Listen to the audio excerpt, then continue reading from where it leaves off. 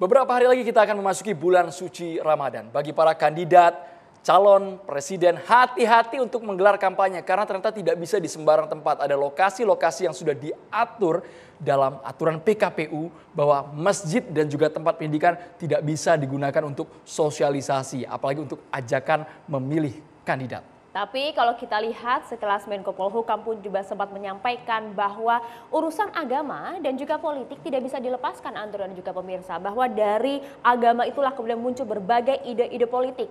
Tapi kalau kita juga melihat apa yang disuarakan oleh Wakil Presiden, kita menyampaikan bahwa tempat ibadah, rumah ibadah dilarang untuk berkampanye. Apa sebenarnya batasan-batasan berkampanye di tempat ibadah?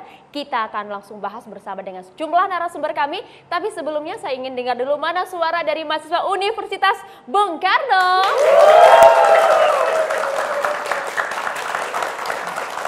Semoga semangat seperti ini tetap bertahan di bulan Ramadan ya teman-teman ya. Mantap. Dijaga ya suaranya ya. Oke. Kalau gitu langsung saja saya akan perkenalkan sejumlah narasumber kami. Yang pertama, selamat malam Bang Mustofa Nahrawardaya, Ketua DPP Partai Umat. Assalamualaikum warahmatullahi wabarakatuh, selamat malam. Selamat malam. Dan juga ada Gus Coy Effendi Hoiri, Ketua DPP Partai Nasdem. Assalamualaikum.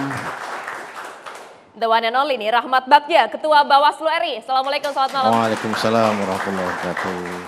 Kami juga menghadirkan politisi PDI Perjuangan. Assalamualaikum, selamat malam Bang Kapitra Ampera. Assalamualaikum, selamat malam. Dan nanti akan bergabung juga kalau teman-teman lihat, pemirsa lihat ada kursi kosong di sini, nanti ada Ali Mukhtar Ngabalin, tenaga utama KSP ya Maria. Tapi langsung saja kita ke Bawaslu yang kemarin itu yang terbaru kasus yakni ketika bakal calon presiden yang diusung oleh Nasdem, PKS, dan juga satu lagi siapa Bang? Demokrat ya Bang ya, Gus Coy. Kemarin ke Surabaya, Jawa Timur. Ternyata ada surat edaran bahkan pesan singkat yang menyebar ditujukan spesifik untuk Anies Baswedan. Gak boleh itu kampanye di masjid. Betul tidak itu? Memang ada arahan dari Bawaslu spesifik untuk Anies Baswedan, Pak Rahmat Bagja. Terima kasih Mas. Terima kasih juga atas undangannya ini untuk memperjelas masalah di Surabaya. Pertama, memang ada surat himbauan dari Bawaslu Kota Surabaya, tapi bukan ke Pak Anies, tapi ke Takmir Masjid Agung Surabaya, Takmir Masjid Al-Falah, dan Takmir Masjid Rahmat. Jadi bukan ke Mas Anies. Ini harus diklarifikasi. Dan kemudian, apakah bentuk surat himbauan itu tersebut mengenai masalah PKPU nomor 33 tahun 2018 mengenai aturan kampanye. Nah, sebelum aturan kampanye, karena kampanye sekarang belum, kampanye itu dimulai 28 November 2023. Sebelum itu, semenjak penetapan peserta pemilu dari partai politik yang sudah ada, kemarin Desember 2022, maka ada masa sosialisasi. Nah kemudian, belum tepat juga disebut Pak Anies ini bakal calon. Bakal calon itu ketika mendaftar, itu bakal calon. Begitu mendaftar, memenuhi syarat, maka disebut calon. Nah, jadi itu kemudian baru menjadi peserta kan. Nah oleh sebab itu sekarang masih di teman-teman Demokrat, PKS dan Nasdem dan mungkin juga Partai Umat diusung ya silakan saja. Itu internal partai kami tidak mau mencampur yang seperti itu dan memang tidak ada aturan kita bisa melampaui hal tersebut dan kami juga tidak kurang kerjaan juga harus untuk mencampuri urusan partai kan internal partai. Pak Rahmat, isi pesan yang ditujukan kepada takmir masjid itu apa? Poin penting ya? Poin pentingnya adalah mengenai peraturan KPU nomor 33 tahun 2018 pasal 25 mengenai dilarang melakukan kampanye sebelum dimulainya masa kampanye sebagaimana dimaksud pada pasal 24. Jadi kita harus lihat ada dua larangan. Pertama larangan kampanye di luar masa kampanye dan kampanye di luar jadwal. Nah kalau kampanye di luar jadwal berarti tanggal 28 November sampai 10 Februari itu ada kampanye di luar jadwal. Misalnya jadwalnya sekarang di Surabaya, tiba-tiba melakukannya di Sidoarjo. Nah itu di luar jadwal. Sedangkan di luar masa kampanye, di luar 28 November, sampai ditarik sampai dengan pengumuman peserta pemilu. Itu di luar masa kampanye. Aturannya, teman-teman silakan teman partai untuk mensosialisasikan dirinya. Itu tidak bahkan kami himbau untuk melakukan sosialisasi. Karena masa kampanye sekarang sangat sedikit, hanya 75 hari. Sekarang masa yang paling panjang adalah masa sosialisasi. Sosialisasi sampai 10 bulan. Oleh sebab itu ini kebalikan dari tahun 2019. 2019 masa sosialisasi itu sedikit, sedangkan masa kampanye itu 7 bulan. Nah oleh sebab itu kami himbau kepada partai peserta pemilu, partai umat kan sudah jadi peserta pemilu, silahkan mensosialisasikan dirinya. Namun ada hal-hal yang dilarang, misalnya di masjid itu tidak boleh, masjid itu punya semua pihak. Pak Rahmat Bagja, yang ini masih belum jelas. Atau tempat ibadah ya, bukan yang masjid. Karena ibadah, kita mayoritas beragama Islam di Indonesia, maka pasti akan tersebutlah masjid kan. Mungkin saja di gereja, mungkin saja di pura, mungkin saja di wihara. Itu kan hal yang biasa, bisa saja dilakukan. Baik Pak Rahmat Bagja, ini ada Bang Ali Mukhtar Ngabalin, boleh tepuk tangan hadirin sekalian. Bang Ali Mukhtar Ngabalin. Baik, kita langsung lanjut dialog ya. Pak Rahmat Bagja tadi menyebutkan ada surat. Kemudian Bang, yang kami sempat juga heran, ini bukan hanya surat yang disadur, tapi ada pesan singkat. Isinya kami bacakan, surat Bawaslu Jatim 123-PM.00.02 melarang Masjid Al-Akbar untuk politik Anies Baswedan yang melanggar aturan pemilu. Jelas nama di sana Bang? Kami tidak tahu kalau hal itu. Sepanjang sepengetahuan kami, laporan dari Bawaslu Jawa Timur, tidak ada SMS blast yang dilakukan oleh Bawaslu Jawa Timur. Oke, artinya ini ada pelanggaran begitu bagi Bawaslu daerah tersebut? Tidak ada komunikasi, koordinasi dengan pusat? Nah, koordinasinya hanya masalah surat himbauan.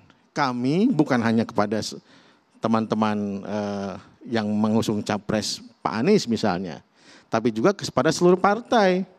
Itu kami kirimkan, jika kemudian melakukan sosialisasi, kami kirimkan surat himbauan ini kepada semua partai. Dimanapun juga.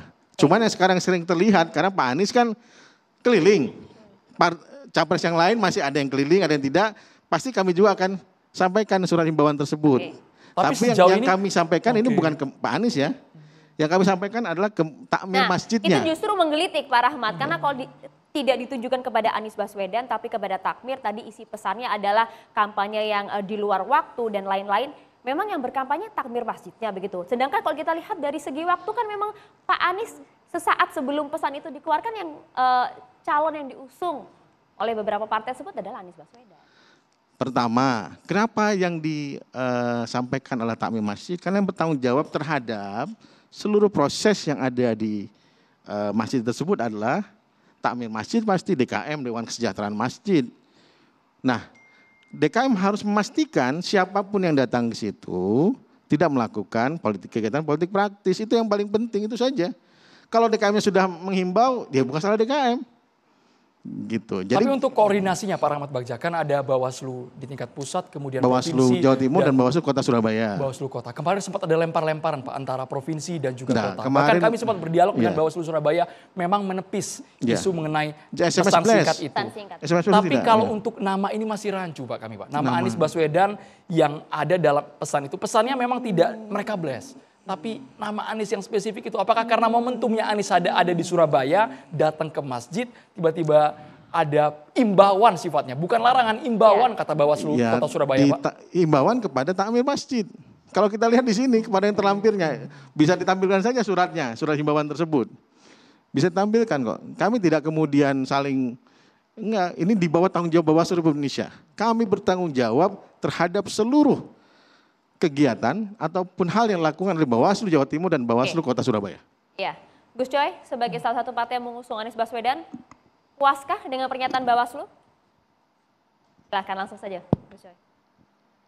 Terima kasih. Saya kira jelas bahwa Mas Anies belum resmi calon presiden. Sehingga mau kemana saja hukumnya mubah, boleh. Nggak ada larangan, nggak ada gangguan sebagai warga negara. Yang kedua, masa kampanye juga belum jelas. Ya, jadi aturan tentang kampanye ya nggak bisa dipraktekkan, nggak bisa dilaksanakan untuk siapa? Ke masjid, ya namanya Muslim waktunya sholat Jumat ya ke masjid. Kita kan bagian dari ahlul masjid. Adapun di masjid kemudian ada orang salaman, foto-foto kan biasa. Nah, menurut saya apa yang disampaikan oleh Bawaslu saya kira oke, clear. Hanya memang ketika itu disampaikan di saat seorang bakal calon presiden ada di daerah itu memang pasti dipelintir sedemikian rupa. Dan mungkin maksudnya untuk dikonotasikan ini memang juga mengingatkan Anies. Meskipun secara tertulis tidak. Atau paling tidak publik kemudian memahami seperti itu. Nah, forum ini saya kira Mas Bagja mengkelirkan ini. Jadi satu, tidak ada pelanggaran. Karena belum waktunya kampanye. Yang kedua, memang dia belum resmi sebagai calon presiden. Karena yang belum didaftarkan. Jadi boleh kemana saja. Itu yang pertama. Yang kedua, Bapak-bapak dan saudara-saudara semua, saya kira kita semua tahu fungsi-fungsi partai politik. Salah satunya adalah sosialisasi. Salah satunya lagi adalah pendidikan politik, memberikan informasi yang akurat tentang siapa kadernya yang dijagokan atau siapa saja mau dicalonkan. Itu saya kira, dan kita juga tahu aturan. Tempat ibadah bukan untuk kampanye apapun itu. Tempat ibadah bukan untuk ngejelekin orang, bukan untuk mempromot orang, mempromosikan orang sambil menjatuhkan orang lain, tidak. Tapi tempat ibadah selain berfungsi untuk ibadah mahdho, ibadah sujud, hablum minallah, ya, hubungan kepada Tuhan secara langsung, ada ghairu mahdho, ibadah sosial. Nah, fungsi-fungsi sosial di dalam tempat ibadah itu juga oke. Itu ada. Sosial apa? Kita sepakat. Bukan untuk politik praktis, kampanye partai, figur tertentu, tidak. Gus Coy, tapi kalau datang ke masjid, Gus Coy, kalau datang ke masjid selalu dikaitkan Gus Coy. Saya mau lanjutkan. Jadi, kalaulah politik di situ disampaikan adalah high politik atau siyasatul ulia. Politik kelas tinggi. Dalam konteks misalnya nilai tentang keadilan, ma'ruf nahi mungkar, ya, dan seterusnya. Nah, itulah siyasatul ulia, high politik. Itu boleh di dalam, dan itu khutbah-khutbah memang seperti itu. Misalnya masjid. Dulu pernah dalam sejarah Islam masjid itu digunakan untuk ngejelekin lawan politik. Zaman awal-awal Muawiyah. Kan? Tapi setelah ada Umar bin Abdul Aziz menjadi khalifah, itu kemudian diubah. Dalil yang ditampilkan setiap khotib adalah mengajak berbuat adil dan kebaikan. Innallaha ya'muru bil adli wal ihsan. Itu lalu kemudian berlaku untuk seluruh masjid di Indonesia. Setiap khotib pasti akan menyatakan itu. Nah, ini siyasatul ulia, high politik. Nah, ini boleh.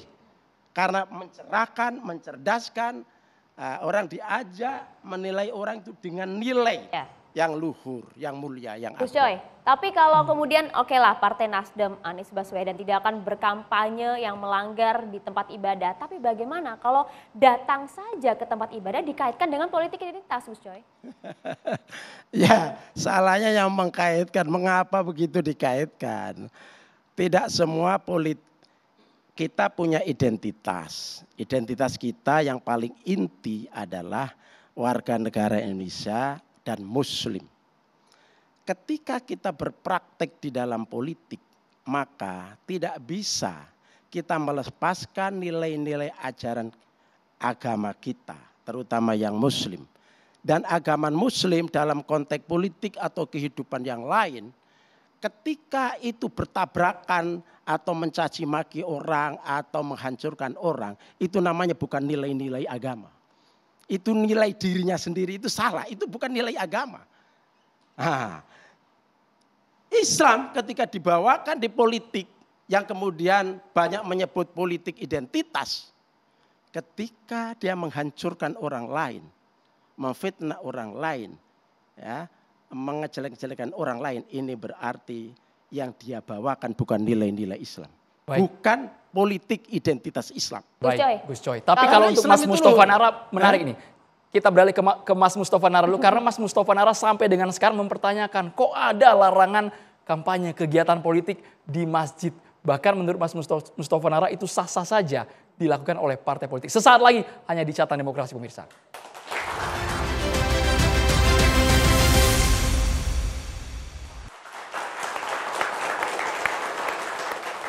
Kita langsung ke Mas Mustafa Nara. Memang betul kami membaca Partai Umat akan mematuhi aturan soal di masjid tidak boleh sama sekali untuk diadakan kegiatan kampanye. Tapi ada kalimat yang cukup mengusik kami Bang Mustafa Nara. Bahwa kalau untuk beradu gagasan, pikiran politik di masjid itu diperbolehkan. Kan tipis Bang bedanya Bang. Bisa jadi nanti digunakan untuk kegiatan politik juga di sana. Ya.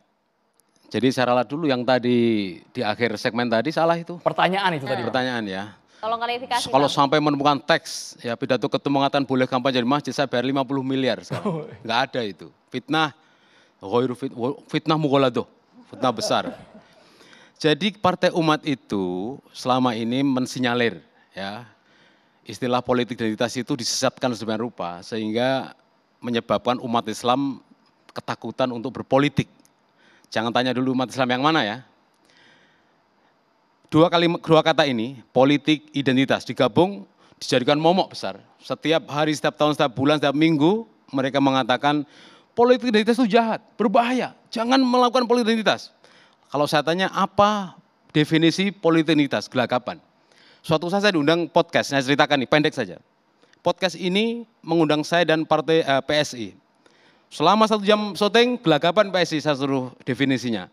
Ternyata nggak diunggah di kanal mereka. Saya tanya sampai 1 bulan nggak diunggah di kanal. Karena apa? Mereka nggak siap menjawab pertanyaan saya. Apa definisinya? Kok masa menurut ketua umum kami, menurut partai kami? Nggak bisa. Kuat dong buku yang bagus, yang kredibel. Apa makna atau definisi dari politik identitas? Nggak ada definisi yang mengatakan atau menelorkan suatu kuat yang mengatakan politik identitas itu adalah jahat, berbahaya. Nggak ada. Itu seperti Islam, Pancasila, Allah semuanya baik. Oknumnya lah yang berbuat tidak baik. Ayo. Nggak ada yang mengindikasikan bahwa politik identitas itu adalah jahat, kurang baik, apalagi oleh orang Islam, tidak bisa seperti itu. Maka Partai Umat ingin meluruskan. Tolong dong yang menyesatkan istilah ini, yang menakut-nakuti umat Islam ini, tobat. Partai Umat pada tanggal 14 Februari di Rakernas, Ketua Umum deklarasi, ya kami partai politik mendukung politik identitas, tegas.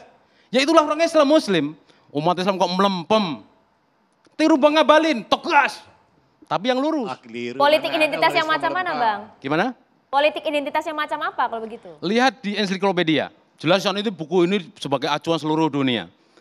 Politik identitas itu adalah aktivitas politik yang didasari oleh persamaan-persamaan untuk mencapai tujuan tertentu. Sederhana sekali. Sederhana sekali. Kalau Partai Umat sesama Muslim membentuk partai politik, izin ke Kumham diizinkan, itu memang betul. Kami politik identitas saya Islam, bahkan asasnya Islam rahmatan lil alamin. Partai mana yang berani membawa asas itu? Tidak ada. Partai Umat berani melawan kezaliman, menegakkan keadilan. Tagline-nya. Enggak ada yang larang SK turun. Apa salahnya? Ya kan? Selama ini partai politik enggak malu-malu kok mereka keluar masuk masjid, keluar masuk pesantren, capres, cawapres. 2019 dua kandidat sama aja. Pak Jokowi membawa Pak Ma'ruf Amin jadi wakil presiden. Tujuannya apa? Membawa merebut suara umat Islam. Prabowo 212, apalagi umat Islam ulama, ke HRS tujuannya apa? Merebut suara umat Islam. Itu politik identitas. Tapi sekarang ada aturan loh, Bang Nara, sekarang ada aturan tidak boleh itu kampanye kegiatan di dalam masjid. Memang, pasal 280 jelas, semua orang pinter. Tanya pengacara yang depan saya. Pasal 280 ayat 1. Disebutkan di sana memang 3 tempat nggak boleh, tempat ibadah, pendidikan, fasilitas pemerintah. Yang dilarang itu fasilitasnya, nggak boleh. Emang sebodoh itu Pak Amin Rais mau kampanye melanggar aturan KPU? Ya enggak mungkin lah.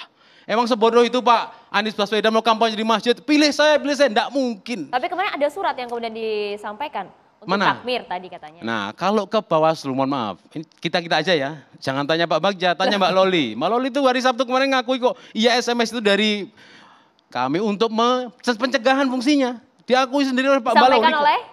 Disampaikan oleh? Mbak Loli. Terbuka tanya di media ditanya, SMS dulu ada memang itu pencegahan. Bang, Mbak Loli siapa? Pemirsa bingung Loli siapa? Oleh anggota Bawaslu. Dari? Bawaslu, Oke, anggotanya beliau. Cuman beliau mungkin belum dapat laporan tentang keabsahan SMS 11 itu. Jadi sekarang kalau soal informasi, jangan langsung ketuanya, mungkin informasi kurang jelas. Waktu itu ketika Pak Ridho Rahmati ketua umum kami ya menyampaikan soal politik identitas, Pak Bagja ini mohon maaf ya, itu langsung ngomong, akan saya tegur. Kenapa? Kampanye di masjid. Loh, nggak sekecil itu makna dari politik identitas itu. Kalau kampanye di masjid sudah pasti dilarang. Nggak mungkin kami langgar aturan itu.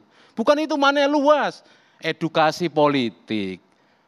Jadi kalau di Surabaya Pak Anies itu bukan sosialisasi, itu silaturahim, edukasi politik. Bukan, Edukasi politik di masjid boleh saja? ya boleh saja, politik secara umum. Yang kalau sosialisasi bahwa kami ini capres, nggak boleh.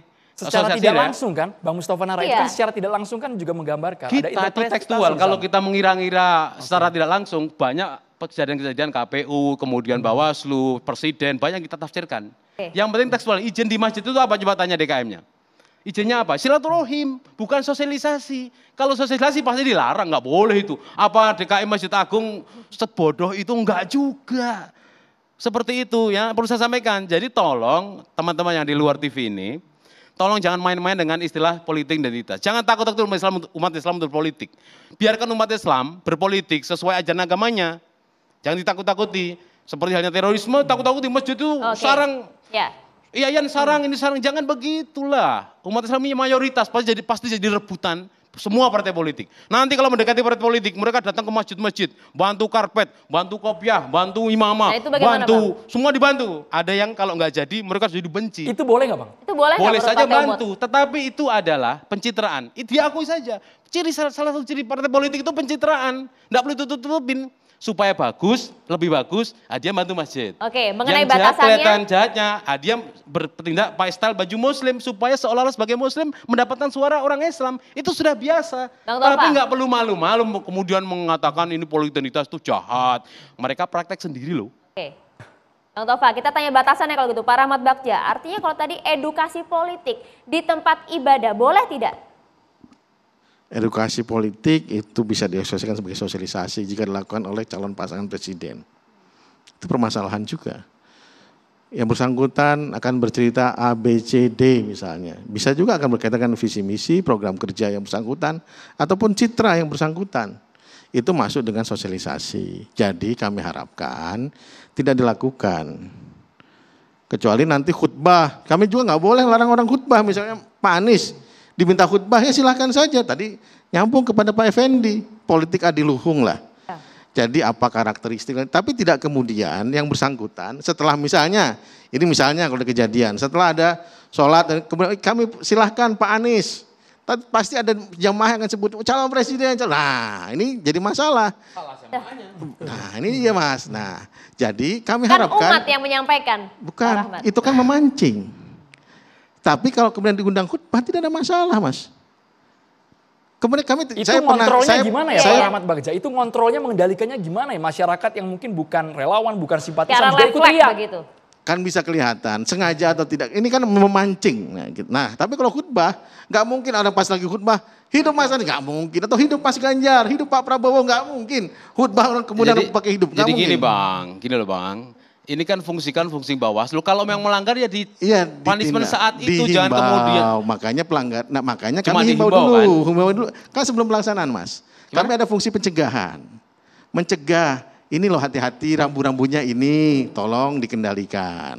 Tapi Kepada dalam faktanya kan Tamir. juga tidak. Maksudnya nggak melakukan sosialisasi Ya, kan? lah, tapi kan kalau melakukan sosialisasi kami akan tegur Mas, pelanggaran administrasi sebutannya. Bukan maksudnya kan nyatanya Pak Anies juga Iya, tidak melakukan tidak, sosialisasi tidak. kan? Makanya- Taat betul beliau itu pada aturan Makanya berarti. ke depan kami harapkan ya, jangan kemudian hal-hal yang memancing. Nanti ini kalau kita biarkan misalnya, oh boleh dong nanti kasih setelah sholat Jumat kasih sambutan, akan ditiru. Oke. Dan Nah makanya batasan itu harus jelas Pak Rahmat Bagja. nggak boleh Itu jadi. di kebiasaan masjid biasa Bang, kajian seperti itu biasa. Enggak, Cuma di enggak. masa-masa Sebentar, politik. sebentar. Makanya di masa Biasa Mas, itu. ini sudah masuk tahapan pemilu. Ya, Tapi silakan. belum masuk masa kampanye, no problem. Ya, sebentar. Tapi ada namanya Sebentar, kampanye Nek. di luar Ya. masa Ya. kampanye. Siap, siap. Belum Bang ada Kapitra, jadwal. Bang Silakan Kapitra. Bang Kapitra. Ini Kalau kampanye itu kan ada Ya. Bang Kapitra Enggak, silakan. kampanye Mas, kampanye itu ada 4. Pertama mengajak, visi misi, program kerja dan citra diri. Ya maksud saya di Jika salah di undang pemilu itu PKPU kan nomor ada masa 33. kampanye, Betul. tahapannya jelas. Ya. Tahapannya jelas kan. Kalau kata kampanye dimaknai di bagian umum itu. Nah, Di ada Anies kampanye itu di luar masa kampanye. Beda nih Mas, ada kampanye di luar masa kampanye, ada kampanye di luar jadwal. Kalau kampanye di luar jadwal itu dalam masa kampanye 75 hari. ya kalau Jika di luar 75 pasti hari, orangnya sudah disahkan menjadi calon. Kan ini kan Ini kan belum ada sama belum, sekali, bahkan nggak jadi masuk bakal itu. saja belum. visi ya, Pak misi Rahmat? visi misi program kerja ataupun citra diri yang gini, bersangkutan. ini debat kusir nih begini. Oke. Pertama ralat itu ya. tidak ada umat Islam yang takut berpolitik. Semua kandidat itu umat Islam. Ya. Jadi jangan memframing sesuatu yang justru memperlihatkan keinginan untuk berkuasanya sangat ambisius. Itu menyesatkan umat. Ya, oke. Bangsa ini punya regulasi, punya basic of law.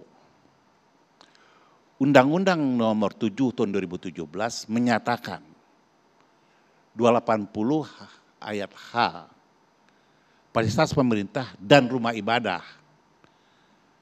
Tidak ada spesifik mengatakan masjid, tapi rumah ibadah.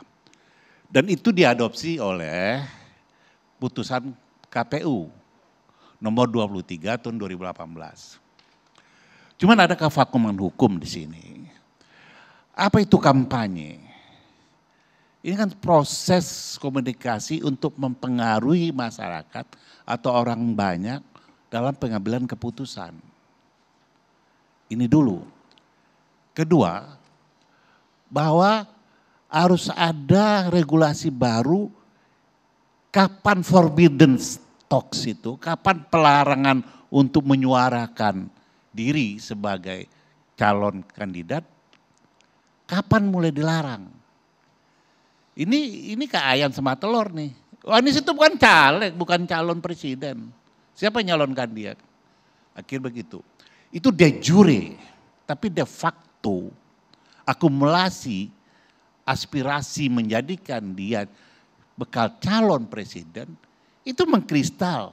Tidak oleh lembaga formal, partai politik, tapi juga di lingkungan komunitas. At least umat Islam.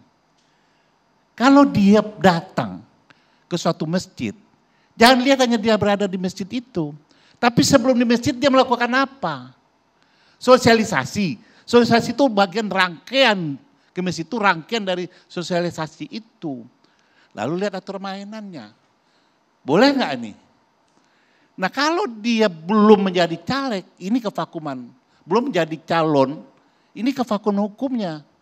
Sesuatu itu boleh dilarang kalau ada undang-undang yang menjelaskan perbuatan itu terlarang. Disinilah Bawaslu berperan. Karena ada kevakuman hukum. Tadi kan sifatnya baru imbauan, Bang. Iya, karena dia mau di penalti sebagai apa? Lalu partai politik bilang, kami belum deklarasi dia kok. Hanya Nasdem. Nasdem tidak punya authority sendiri. Ya kan, bisa saja digadang-gadang lalu bubar kan. Ini juga hampir bubar kayaknya ya, kita nggak ngerti juga. Mungkin Partai Umat mau menyalonkan Pak Amin kembali, boleh jadi. Semua kan terbuka segala kemungkinan. Tetapi jangan kita mengemas retorika keagamaan, menakut-nakuti, ya toh, lalu menyerang identitas-identitas yang sebenarnya konteksnya berbeda apa yang disampaikan. Katakanlah presiden mengatakan perlu ada keutuhan bangsa ini menjadi hal yang sangat penting dari segala perebutan kekuasaan. Tapi kalau melihat politik identitas, republiknya hadir karena ada politik identitas, mulai dari sekat Islam.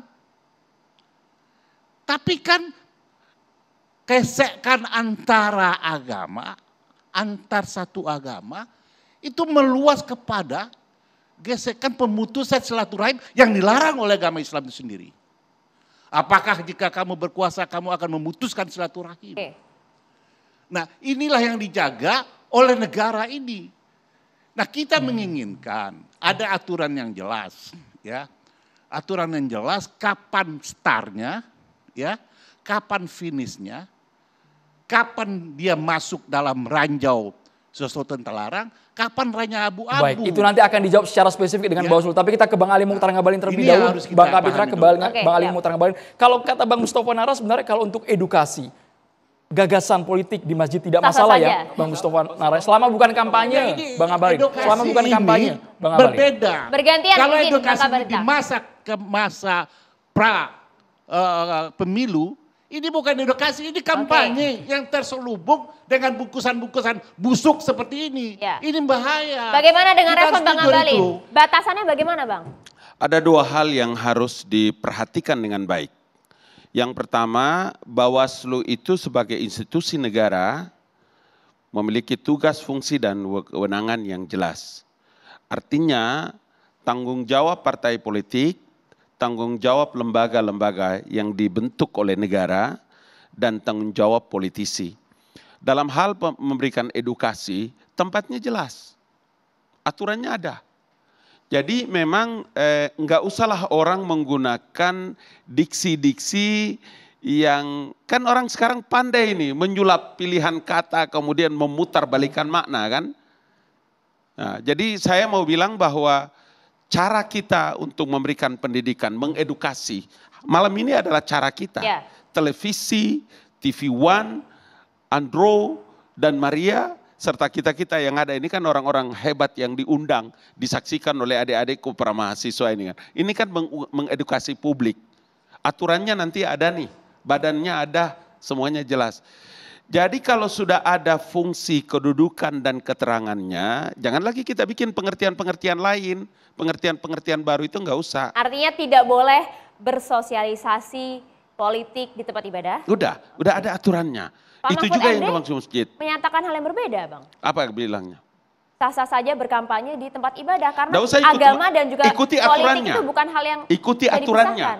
Mau malaikat Jibril ngomong lagi tapi ada aturan yang dibuat yang kita Sekelas sepakati. Menko, Bang, ini, Bang. Udah, nggak usah dengar siapapun, dengar aturannya, regulasinya ada. Itu sebabnya saya waktu anggota DPR RI sama beliau ini, Pak Kiai, itu dulu termasuk seperti diksinya. Kami membahas dan menyiapkan pilihan kata yang jangan lagi ada orang sebut-sebut umat mayoritas minoritas, mayoritas minoritas. Karena tadi ada istilah politik identitas itu. Bagaimana mungkin sih umat mayoritas atau orang Islam yang begitu besar masih takut berpolitik di negeri ini? Atau takut karena diancam-ancam dan lain-lain. Ini kan sesuatu yang tidak masuk akal. Dengan kata lain, Bang Ali Mukhtar Ngabalin ingin mengatakan narasi edukasinya, ya persamaan narasinya mungkin mirip-mirip tapi artinya sebenarnya beda. Tujuannya sama tapi sama-sama ingin kampanye politik. Sesaat lagi Ya, hanya di oke. catatan demokrasi pemirsa.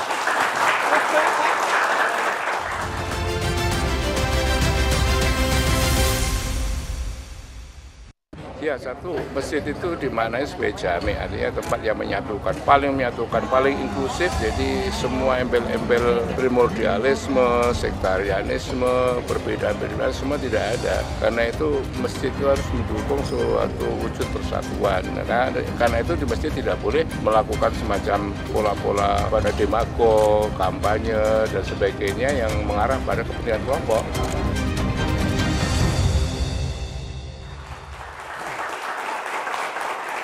Baik, kita lanjutkan Bang Ngabalin. Jadi kalau misalnya disampaikan tadi untuk beribadah sholat dan berbagai, bahkan tadi Pak Rahmat Bajak sampaikan ceramah pun tidak apa-apa.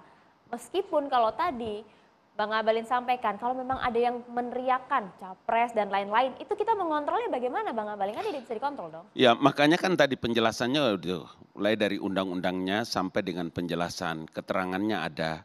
Jadi kalau dalam hal-hal yang bisa menimbulkan, saya sebut malapetaka dalam tanda petik terkait dengan masjid, gereja dan lain-lain, ya kembali kepada aturannya.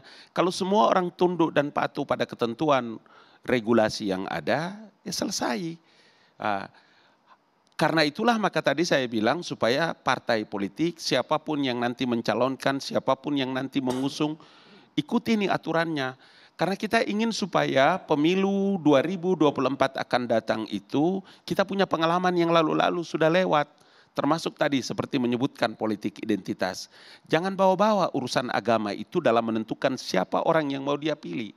Gak usah pakai lagi itu ayat-ayat kemudian kita baca ke sana kemari dan yang kita sendiri tidak mengerti artinya, tidak tahu tafsirnya bagaimana kemudian mencelakakan orang. Nah, poin-poin inilah yang kita selalu mengatakan untuk jangan membawa-bawa urusan agama. Terkait dengan apa? Untuk mencelakakan orang, menzalimi orang. Karena saya Islam, kemudian saya menggunakan ayat-ayat pilihan-pilihan yang kira-kira bisa menguntungkan saya dan merugikan orang lain. Sementara kita hidup dalam umat yang begini banyak, berbeda. Saudara-saudara Katolik, Protestan, Hindu, Buddha, Konghucu lain, suku bangsa yang berbeda. Kenapa sih kita tidak punya kesadaran? Kenapa kita tidak mengambil pelajaran dari masa-masa lalu? Tapi kalau niat kandidat ini datang ke masjid bukan untuk kampanye, untuk silaturahmi. Bang Bahkan Ngabalin. beribadah Bang. Kan TV One sendiri bilang ini manggung dalam tanda petik, bukan? Saya catat dengan baik. Ya, di tahun politik. Politisi tanda petik jangan manggung, itu tadi saya baca itu. Artinya jangan mencari celah untuk membuat orang lain membuat penafsiran yang berbeda dan pada akhirnya dia menjadi persoalan baru. Itulah kan dari tadi saya katakan ada institusi negara, ada Bawaslu, ada aturan yang semua dibuat. Sukanya kenapa Bang? Ini yang suka nih. Nah, jadi saya ini belajar dari Bang Ngabalin, belajar dari sejak 2017 sampai sekarang saya belajar pada beliau. Janganlah membawa-bawa ayat. Orang Islam tidak boleh membawa ayat ketika berpolitik. Dia mendukung Ahok ketika mengomentari Al-Maidah 51, ada spanduknya gede. Maka saya hati-hati kalau ngomong di video ini, di TV ini, katanya takut saya nanti itu di capture atau di videoin, lalu nanti diputar pada 5 tahun yang akan datang. Kalau Bang Ngabalin bilang jangan bawa-bawa ayat, gimana partai umat? Asasnya Islam rahmatan lil alamin, enggak boleh Amin Rais membawa ayat kepada kadernya, kepada keluarganya, kepada saudara, kepada tetangganya, ngomong pakai ayat, masa enggak boleh? Melanggar itu lebih tinggi dari Allah itu namanya itu, melarang menggunakan ayat Allah. Berani sekali. Iya, tapi kalau nanti Mustafa membawa alat walan tarada'an kal yahudu walan nasara hatta tatabi, itu yang saya bilang Anda menggunakan ayat-ayat Quran kemudian menjerumuskan orang lain. Bagaimana posisi belum saudara? Terjadi, sudah diprediksi kayak gitu. Begini. Belum terjadi. Saya mau bilang. Jadi ini hanya ketakutan-ketakutan yang ada halu namanya. Halu. Saya mau bilang kepada saudara bahwa sampai hatikah dengan begitu kemudian kita menafikan teman kita di sebelah. Dia mungkin Katolik, mungkin dia Protestan, mungkin dia Hindu, mungkin dia Buddha. Bukan. Kristen Islam itu sebabnya karena kita punya pengalaman tentang betapa rusaknya orang menggunakan politik jahat, maka ada Bawaslu, ada aturannya. Supaya apa? Supaya kita tidak mengulangi lagi kesalahan untuk berikut kalinya. Kok dulu begitu loh. Kok dulu mendukung Ahok, bagaimana ceritanya? Saya akan menjelaskan. Apakah saudara mengerti tentang ayat 5 Al-Maidah 51? Saya hanya ingin menjelaskan. Saya menjelaskan kepada orang yang tidak pernah belajar ilmu tafsir, tidak pernah belajar ilmu Al-Quran. Saya bilang, coba kau jelaskan tentang ayat 51 itu. Al-Maidah 51. Kenapa? Karena kita pernah gagal menggunakan diksi dan narasi yang mencelakakan orang yang bukan beragama Islam. Nah Mustafa, kau ingat baik-baik loh, jangan ulangi. Bukan. Tidak usah pakai diksi-diksi yang mencelakakan orang lain. Jangan melarang orang. Masa melarang pakai ayat? Saya mau kasih tahu karena kita pernah gagal. Kita pernah gagal dan kita pernah perang karena itu. Makanya tidak boleh lagi terjadi. Di mana perangnya? Sudah ada Bawaslu. Bukan perangnya di mana? Perangnya di mana? Kan yang ditahan Ahok, bukan siapa lagi? Bapak-bapak sekalian, jangan terlalu lebar. Bapak-bapak sekalian, mohon maaf Bapak-bapak sekalian, jangan terlalu lebar. Karena ada pemilih nanti di 2024. Bapak-bapak sekalian. Masjid ini, biarlah gereja, biarlah wihara. Itu menjadi tempat-tempat untuk kita datang tunduk, ruku, bermunajat, sembahyang. Habis itu selesai. Cari tempat lain untuk kau bersosialisasi. Malam hari ini kita juga melibatkan mahasiswa, Bapak-bapak sekalian. Boleh langsung memperkenalkan diri, pertanyaannya silakan. Dengan siapa sebutkan? Assalamualaikum warahmatullahi wabarakatuh. Waalaikumsalam. Saya dari Universitas Bung Karno, kami semua. Nama saya Andre Wadina Sution. Mungkin saya ingin menanyakan kepada Bawaslu ya terkait mungkin aturan-aturan yang mengatur bagaimana calon presiden atau wakil calon presiden, bagaimana di dalam aturan itu untuk mengatur bahwa setiap calon presiden untuk tidak melakukan kampanye di dalam tempat-tempat ibadah tertentu kan. Karena mungkin tujuannya baik, tapi kan mungkin kita nggak tahu ada tujuan-tujuan atau muatan politis tertentu yang disampaikan oleh pada calon-calon tertentu gitu. Yang kedua, sebenarnya kalau kita melihat politik identitas ini kan sebenarnya sebuah instrumen politik yang sudah dibangun oleh kelompok-kelompok elit tertentu untuk apa? Untuk melanjutkan atau merepresentasikan wacananya. Dan juga mungkin terkait politik identitas ini yang kami khawatirkan takutnya nanti ketika politik identitas ini terus digaungkan, takutnya nanti ada pemecahan antar suku yang satu dan suku yang lainnya. Dan itu yang kami takutkan, jangan sampai pemilu tahun ini terjadi lagi seperti tahun pemilu yang 2019 itu. Mungkin kita tahu polarisasinya sangat berdampak bagi masyarakat, khususnya kami-kami yang ada di sini gitu. Mungkin itu aja. Pak Rahmat. Oke. Silakan Bang. Langsung ya. Teman-teman mahasiswa, aturannya adalah PKPU nomor 33 tentang kampanye. Memang tidak ada di situ kampanye dan sosialisasi. Tapi disebutkan di pasal 25 atau 24 itu mengenai boleh sosialisasi dan pendidikan politik di luar masa kampanye. Dulu memang tidak terlalu masalah nih sosialisasi. Karena 1 sampai 2 bulan. Tapi sekarang dulu kampanye itu 7 bulan. Jadi jelas aturan 280 itu langsung bisa tegakkan. Sekarang sosialisasi ini jika melanggar sosialisasi atau tentang sosialisasi, maka pelanggarannya administratif. Administratif apa? Kami kasih teguran, kami bisa kemudian tidak memperbolehkan, itu bentuknya. Kenapa? Karena penting untuk kita jaga agar nanti di kampanye tidak terjadi yang namanya pidana itu, pidana pemilu saya paling tidak suka menggunakan. Kenapa? Karena pidana pemilu itu ada ultimum remedium, upaya hukum terakhir. Jadi sekarang kita ingatkan kepada partai umat, kepada nanti partai bukan hanya partai umat, kepada partai yang lain yang akan nanti melakukan sosialisasi di tempat ibadah. Semua partai politik. Kenapa hanya partai umat disebut? Bukan, kan ditambah tadi. Nah, sehingga kemudian tidak terjadi nanti pelanggaran pasal 280. Oleh sebab itu kami himbau, jadi bentuknya bentuk pencegahan pada saat ini. Tentu kalau Mas Mustafa baca suratnya, itu surat himbauan kepada takmir. Kenapa takmir? Karena takmir yang mengatur polanya di dalam masjid, takmir yang bertanggung jawab. Nanti juga kami bisa tegur misalnya panitianya. Kenapa? Panitia siapa? Ini harus jelas juga, jangan sampai panitia juga menghindar dari pertanggungjawaban. Nah itu perlu kita jaga ke depan. Tadi menjawab tadi Mas, polarisasi yang kencang di tahun 2019. Ini fakta ini tidak bisa kita bantah. Polarisasi terjadi. Kenapa? Kita membiarkan dari awal semua bertarung dengan identitas. Bahaya juga Mas. Tidak ada masalah dengan Mas Mustafa misalnya Jawa, Islam, tidak ada masalah. Saya mengkampanyekan nilai-nilai Islami, mengkampanyekan nilai Kristiani dalam pemilihan pemimpinnya, silahkan, tidak ada masalah.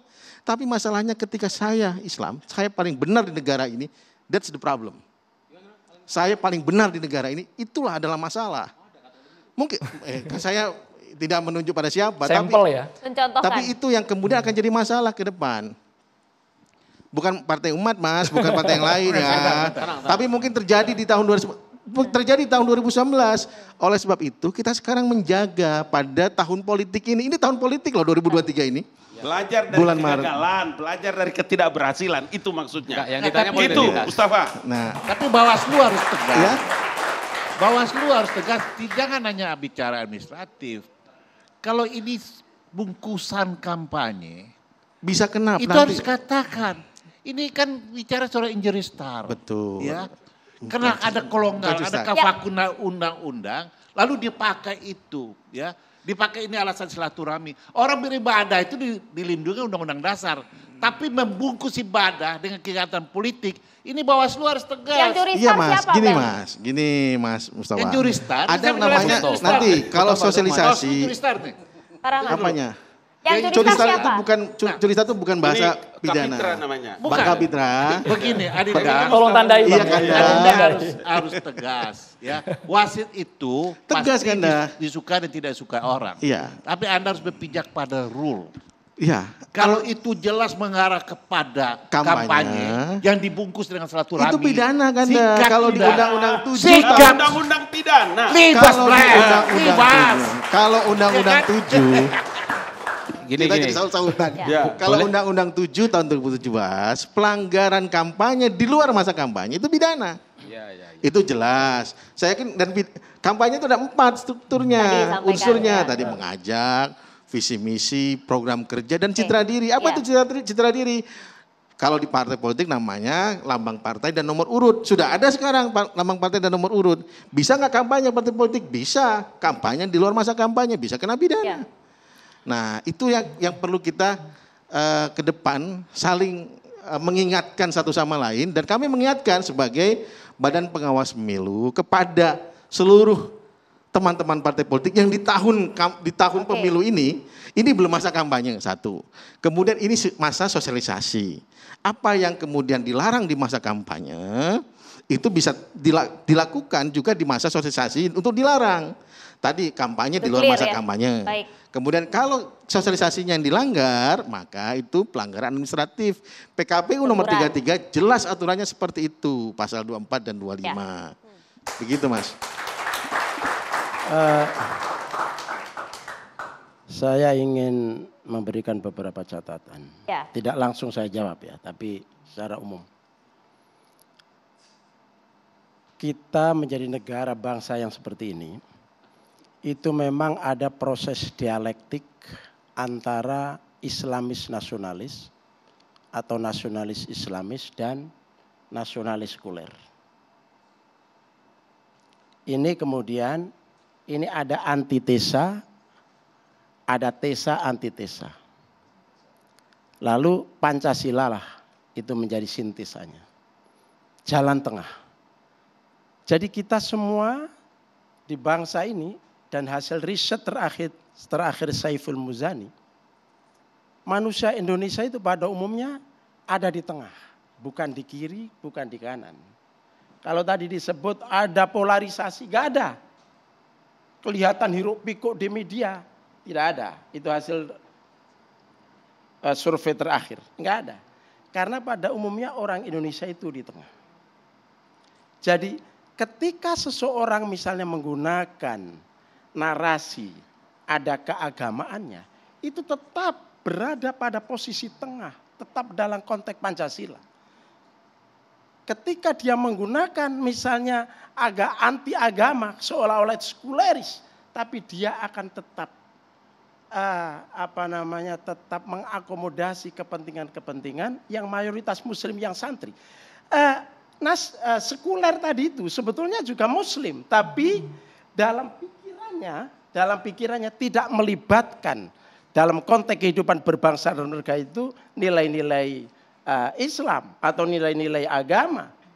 Tapi kemudian terjadilah sintesa tadi itu namanya Pancasila. Nah, ketika kita bikin undang-undang termasuk aturan-aturan KPU dalam konteks kita hidup berdemokrasi di negara yang punya sejarah tadi itu, sejarah dialektik Muslim, nasionalis, santri dan Muslim sekuler,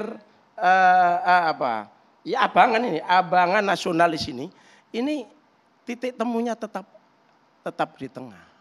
Oleh karena itu ketika bikin undang-undang jangan juga terlalu sekuler. Misalnya mengesankan agak umat Islam, masjid kok begitu kelihatan drastis dipisahkan dengan politik, misalnya gitu.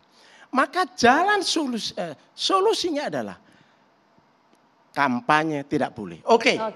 Tapi nilai-nilai yang terkait dengan kehidupan demokrasi, terkait dengan kehidupan berbangsa dan bernegara, terkait dengan keadilan, terkait dengan memilih pemimpin itu bagi ajaran Islam. Itu bagian dari hal yang penting. Misalnya gitu kan. Kemudian kita menyebarkan di situ dalam khutbah misalnya, mana pemimpin yang adil, pemimpin yang tidak zalim, pemimpin yang punya track record baik. Apa enggak boleh? Ini nilai-nilai siasa yang tinggi. Ini norma yang tinggi. Dan itu adalah nilai umum yang harus diperbolehkan. Dan nggak boleh dicurigai yang Gus Coy, mohon maaf Gus Coy. Kita tahan, ini menarik sekali Maria, kita tahan dulu. Karena kita akan menghadirkan siapa? Maria. Kita akan melibatkan juga Ketua Umum Dewan Masjid Indonesia, Bapak Yusuf Kalla. Usai jeda sesaat lagi pemirsa.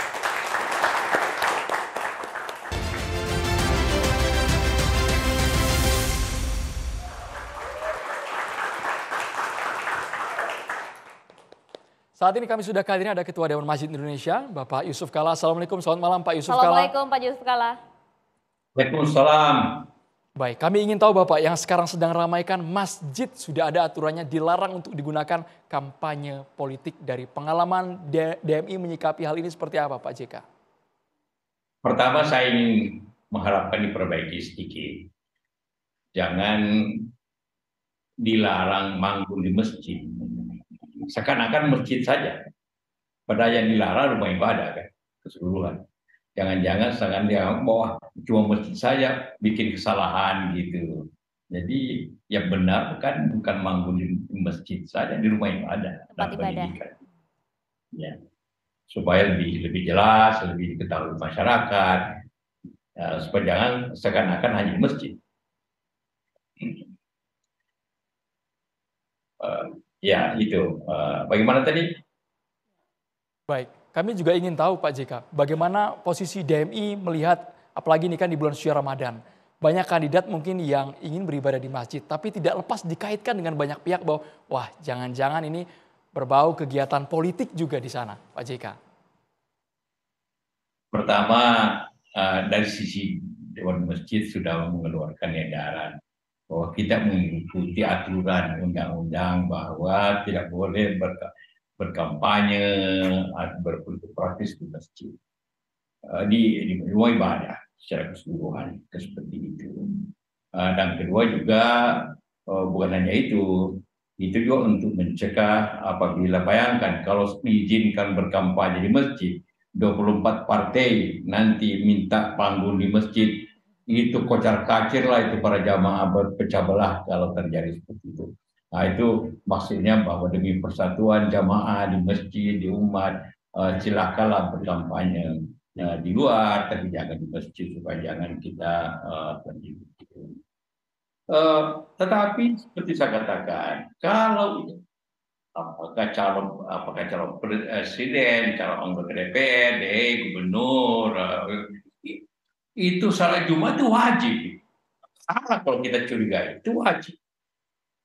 Jangan lupa itu wajib. Jadi siapa yang mengatakan mencurigai itu melanggar juga agamanya. Karena orang ke masjid itu wajib. Jangan karena masalah tadi kecurigaan orang menjadi tidak boleh. Sekali lagi jangan sekali ulangi perkataan bahwa kalau orang ke masjid itu siapapun calon apa pedagang pengusaha atau bintang film itu wajib.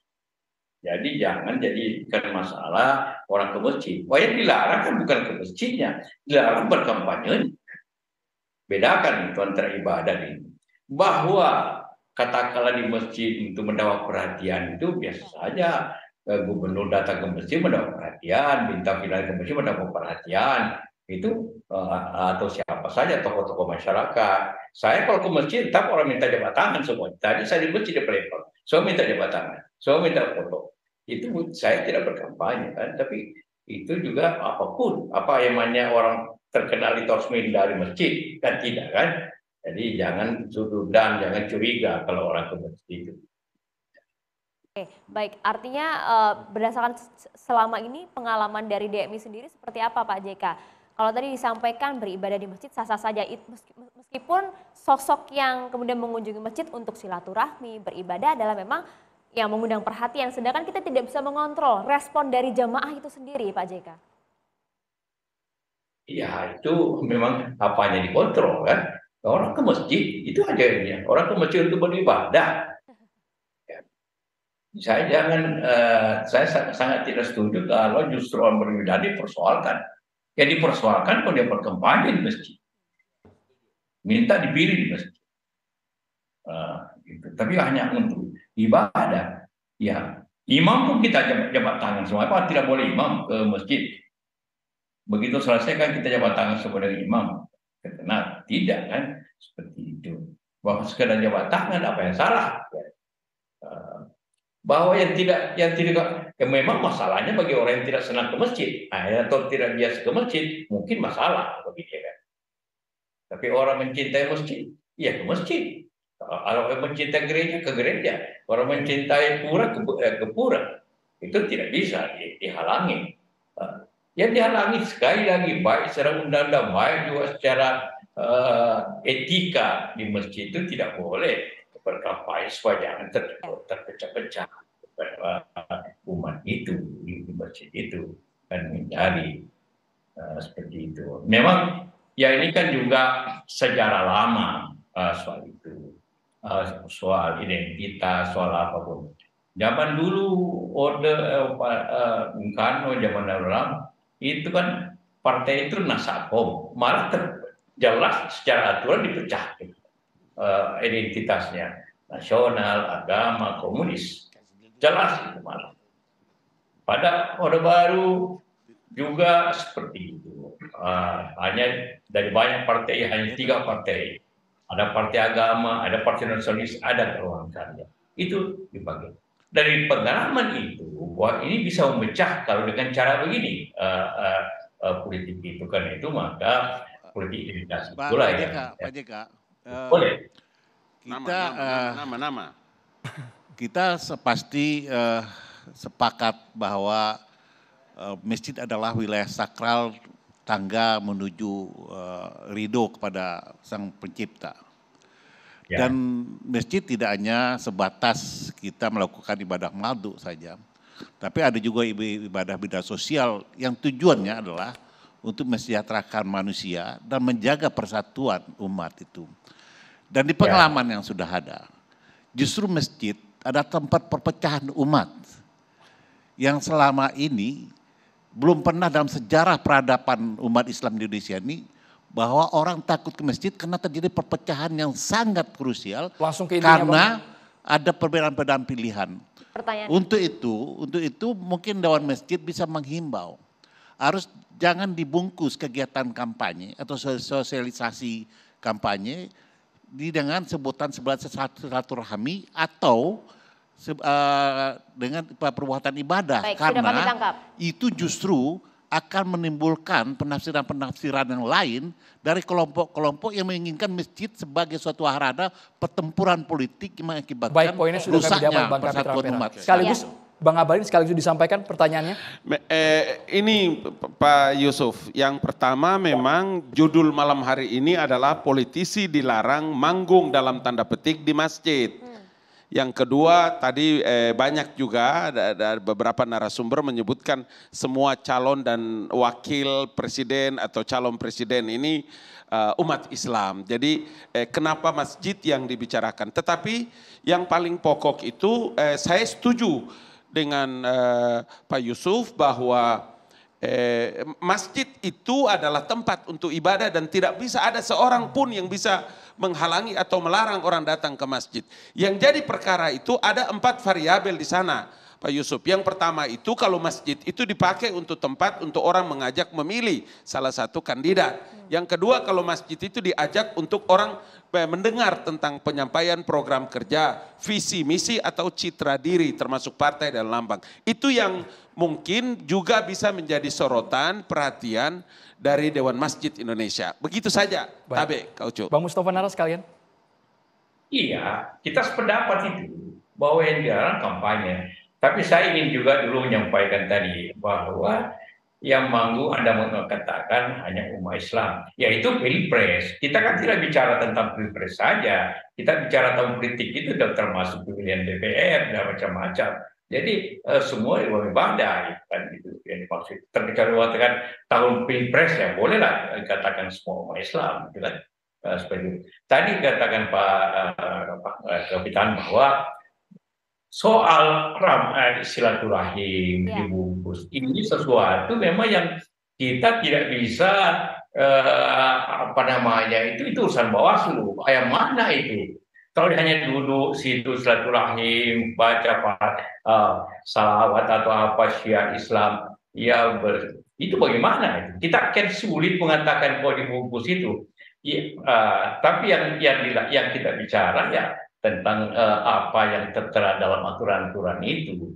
Tapi tentu kita sudah diskusikan pokoknya tidak boleh melaksanakan politik praktis.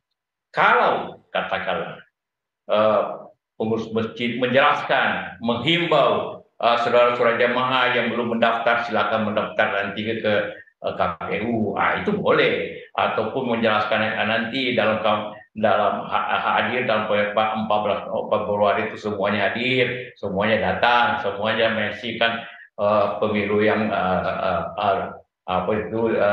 bebas rahasia. Itu tidak apa-apa, itu justru hal yang baik seperti itu. Ya, baik.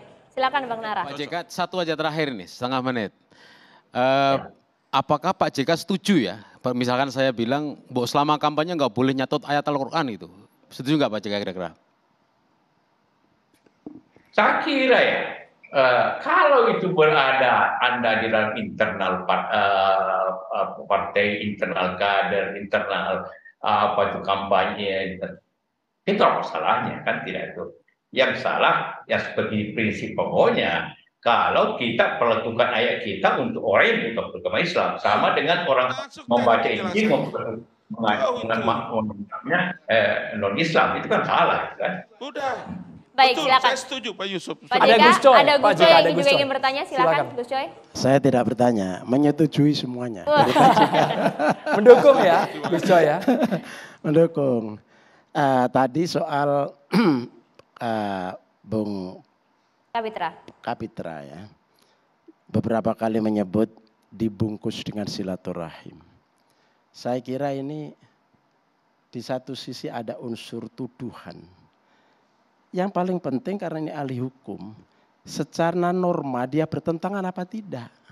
Satu. Yang kedua, ketika di forum itu, substansinya dia kampanye apa tidak? Materi yang disampaikan itu kampanye apa tidak itu? Jadi jangan menuduh dengan macam-macam atau dengan kecurigaan segala macam. Itu saya kira menjadi tidak sehat. Kita dalam berdemokrasi, dalam kompetisi, kita fair saja. Kan? Kita harus ikhlas, ini ada kawan yang punya calon, ini ada kawan yang punya dukungan ke sini. Kita fair, kita buka dada kita, otak kita ini, kita memang berbeda. Dan kita kompetisi dengan akal pikiran kita. Ketika akal pikiran kita ada nuansa-nuansa religiositas, karena kita memang secara historis bangsa ini, ada arus besar yang bernama Islam. Kemudian secara sosiopolitik, kultural, dalam praktek di lapangan, kita menjustifikasi bahwa pikiran kita ini legitimate dalam konteks atas, dalam konteks rasional, dalam konteks untuk kepentingan bangsa, dan tanpa menghancurkan lawan, menghancurkan yang lain. Itu oke. Justru silakan itu dijawab Bang Kapitra. Saya pikir Gus Coy harus jujur ya dengan sebuah realitas. Pertama, bahwa cukuplah ya yang lalu-lalu menjadi suatu trauma perpecahan umat Islam yang dimulai dari masjid. Dimulai oleh para ulama-ulama sebagian. Sehingga antar umat Islam sendiri yang menjadi kandidat ya itu pecahnya sampai ke tempat tidur. Gara-gara apa? Gara-gara mobilisasi. Dari dulu sampai hari ini tidak pernah ada larangan mubalih atau ustadz bicara tentang keadilan, tentang kesejahteraan, tentang ketidakadilan. Tetapi ketika orang yang tidak pernah bicara itu di masjid, lalu membangun suatu pikiran-pikiran yang memprovokasi emosi orang, maka dia itu bukan nyari suatu tuduhan. Tapi dia pelaku sebuah kejahatan. Ini maksudnya sebentar, dengar dulu. Ini maksudnya dengar dulu. Dipersingkat. Gua setuju ini. Kita langsung yang kedua, saya ingin durasi terbatas yang Bapak. kedua, Bisa langsung kalau ke poinnya. orang ingin beribadah, ya, yang undang-undang mengatakan masjid atau rumah ibadah adalah wilayah yang terlarang untuk membangun komunikasi agar untuk mempengaruhi pikiran orang mengambil keputusan, memilih sesuatu. Si kandidat punya sebuah kesadaran bahwa ini adalah sumber perpecahan yang besar. Ketika dia datang ke masjid, lalu orang teriak, presiden, dia harus bicara, saya kesini ibadah, silaturahmi. Baik Bang Kapitra Ampera. Bukan Poinnya sebagai sudah kami terima. kandidat Poinnya sudah presiden. kami terima. Sudah Ya, terjawab Bang. artinya begini, artinya kita harus jujur melihat suatu realitas, sehingga apa, jangan lagi bangsa ini terpecah. Oke. Tidak ada ketakutan terhadap umat Islam berpolitik.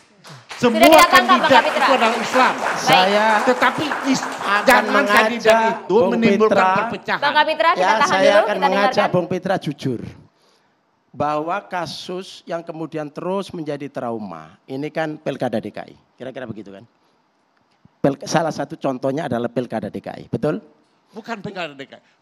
Pilpres pun memecah. Sebentar. Ya. Ya. Salah satunya Beda. itu. Kalau Sebentar. pilkada DKI itu beda. Sebentar. Pak Gus konteks. Coy mau bilang apa? Itu Bilang sebentar. apa? Saya Saya mau lagi bilang. tunggu bantahan juga ini. Saya mau bilang, ya kan, secara jujur, kalau kita amati, semua yang menggunakan masjid sebagai alat politik yang kita saksikan, itu pada umumnya adalah merupakan reaksi, bukan aksi.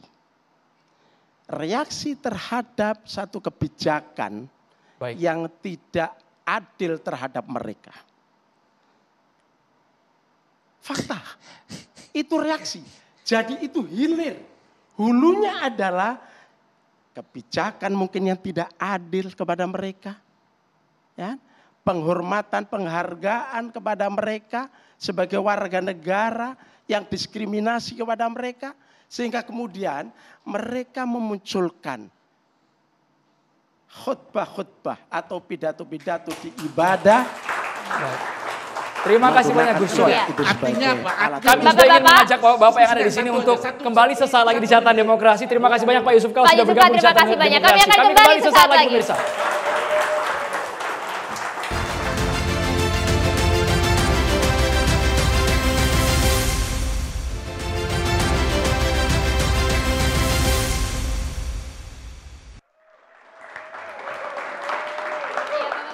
Pemirsa di rumah, kita sudah kehadiran Kiai Haji Subaro Syafi'i di studio Catatan Demokrasi. Assalamualaikum Pak Kiai, silahkan. Assalamualaikum warahmatullahi wabarakatuh. Bismillah walhamdulillah wal khairu wasyarru bimasyiatillah. Summa salatu wassalamu ala rasulillah sayyidina Muhammad ibn Abdillah wa ala alihi washabihi wa man tabi'ahu huda ila yaumil qiyamah. Para narasumber yang saya tidak sebutkan satu persatu namanya, yang jelas inilah kawan-kawan kami semua. Anggap malam ini malam reuni menyambut Ramadan. Di balik itu semua yang sudah terjadi perbincangan kita, memang akhir belakangan di tahun politik, bahkan di tiap tahun apalagi menjelang Ramadan, agama sering sekali dijadikan jembatan dan kepentingan untuk kekuasaan. Peraturan pemerintah sudah bagus, tapi yang perlu bukan kita khawatirkan politik identitas atau non-identitasnya, yang penting politik moralitas. Apapun yang mereka gunakan kalau mereka tidak punya moral, jangankan jual ayat. Bahkan lebih dari itu, jual bangsa, jual negara mereka berani lakukan. Lebih berbahaya mana orang jual ayat dengan jual bangsa. Lebih berbahaya orang jual bangsa. Kalau jual ayat, Allah yang akan menuntutnya. Tapi jual bangsa, siapa yang akan menuntutnya? Harus kita sadari, negeri ini adalah punya kita. Ada Bawaslu yang harus betul-betul kompeten. Tapi ingat, jangan hanya masjid yang dicurigai. Bahkan kita bicara judul temanya tempat ibadah. Berarti bukan hanya masjid. Kalau politisi masuk ke masjid, silakan kalau mereka mau beribadah. Politisi mau ke gereja, silakan. Kalau mereka mau beribadah. Tapi yang penting para pengurus-pengurus masjid dan juga pengurus-pengurus gereja, jangan berikan panggung kepada politisi untuk berbicara dan menyampaikan misi. Terkadang hanya cuma 10-20 meter karpet. Bahkan ingin menyumbang sesuatu. Diberikan kesempatan. Bawaslu harus tegas. Kalau perlu coret mereka yang sudah menggunakan panggung agama untuk kepentingan politik. Kalau mereka umpama kandidat diminta oleh para jamaah. Ketika dia datang, siapa yang dipersalahkan? Yang dipersalahkan tidak ada karena masyarakat yang minta. Bukan DKM yang minta dan bukan kemudian pula dari kandidat itu sendiri yang meminta. Terkadang karena mereka karena sukanya. Karena mereka ini mengidolakannya. Bagaikan artis ketika datang masuk ke masjid. Itu sama bisa terjadi. Karena banyak kandidat-kandidat politisi yang mereka berasal dari artis. Begitu dia datang ke tempat ibadah, diidolakan oleh para jamaahnya. Dan ini bagaimana hukumnya dan bagaimana aturannya. Dan inilah perlu solusi yang positif. Yang penting tidak boleh menyampaikan visi dan misi. Silaturahmi please. Membawa keberkahan kita bersama. Dan ingat, masjid jangan dijadikan panggung untuk merebut kekuasaan. Ketika masjid dan tempat ibadah dijadikan panggung untuk mencapai kekuasaan, maka akan hilanglah tujuan beribadah yang ada nanti gontok-gontokan satu dengan yang lainnya. Saya sepakat dengan Pak Yusuf Kala, Ketua DMI, dan juga sepakat dengan Bawaslu. Mudah-mudahan pemilu kita ke depan besok berjalan dengan baik. Amin. Yang lebih penting besok Ramadan. Mari persiapkan diri umat Islam untuk menyambut bulan maghfirah. Bulan yang penuh dengan ampunan dan harapan dari ridho Allah Subhanahu wa taala. Assalamualaikum warahmatullahi wabarakatuh. Waalaikumsalam warahmatullahi wabarakatuh. Terima kasih banyak Pak Kiai Sumarno, Bang Mustafa Narawardaya, kemudian Pak Effendi Hoiri, terima kasih sudah hadir. Terima kasih Pak Rahmat Bagja, terima kasih Bang Ngabalin, terima kasih Bang Kapita, dan tadi juga sudah hadir bersama kami ada Bapak Yusuf Kala. Terima kasih juga untuk Universitas Bung Karno. Dan pemirsa, kita jumpa lagi minggu depan. Saya Maria Segaf. Dan saya Andromeda Mercury. Selamat malam, sampai jumpa.